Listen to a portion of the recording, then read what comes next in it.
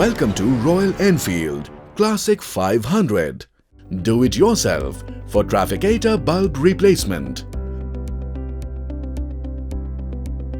Ensure the vehicle is on its center stand on level ground by using Phillips head screwdriver. Remove the two screws at the front of the trafficator housing. Pull out the lens from the housing. Separate the gasket from the reflector. By rotating anti-clockwise, remove the bulb from the holder. Note: replace only with a Royal Enfield recommended bulb, 12 volts, 10 watt. Locate the bulb in the holder and turn clockwise to lock the bulb in the holder.